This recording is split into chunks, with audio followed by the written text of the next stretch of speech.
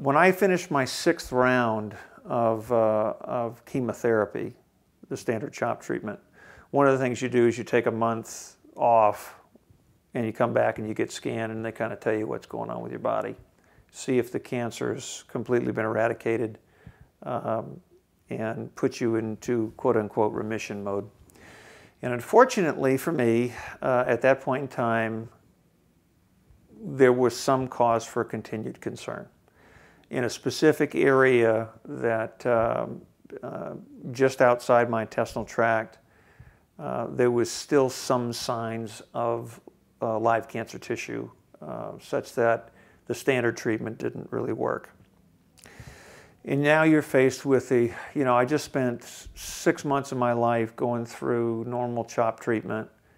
I survived that.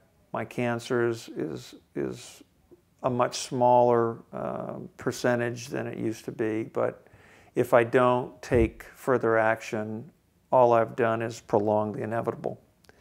And that's just not, that causes even more shock and awe than when you get first diagnosed, because now one of my options is gone. What do I do? So I go back to having this up to this point in time, you've taken kind of the captain role of the ship and you've lined up the players, or you're the coach and you got the quarterback and team on the field and you're directing the plays.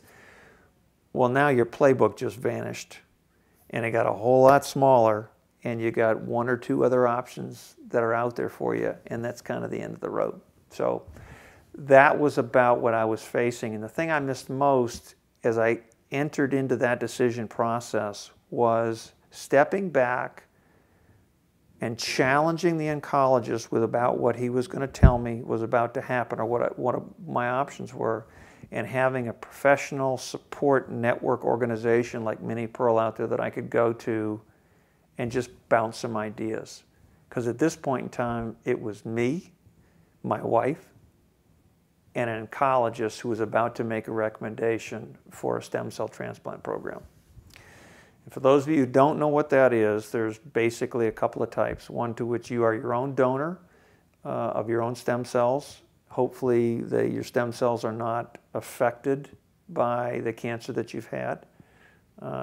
And you can find a donor for another level of stem cell transplant. Fortunately, in my case, even though my stem cells were affected, the thought process was to use my own stem cells and go through the transplant program. And there was a clinical trial going on with Rituxan.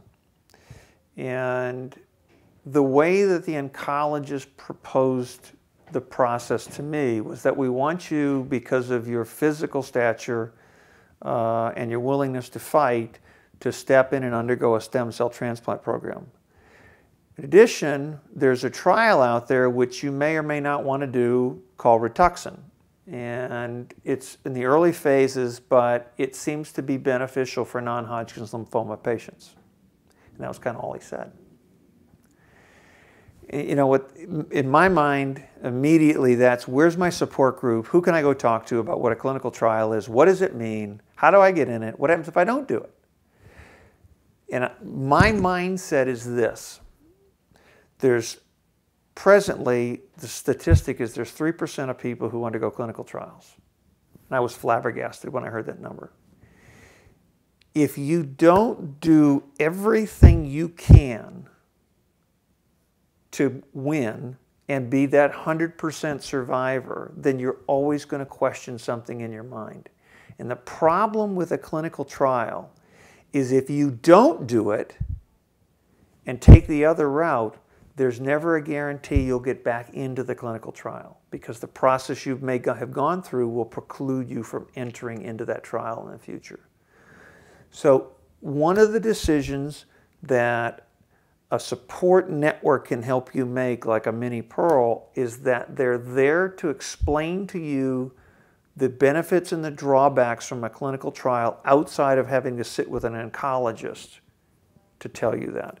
They will help direct you, guide you. They'll help you look at the studies that have been out there. They'll help you sift through the data, as I mentioned before. and help you come to some sort of conclusion as to what to do. Your range of emotions, from even just sitting down and eating food that's going to taste like burnt toast at times, everything will taste lousy, to I don't have energy level to get up and go for a walk, or I can't sleep at night, or my bones ache, or whatever the case is. There's going to be a lot of lows that you're going to feel.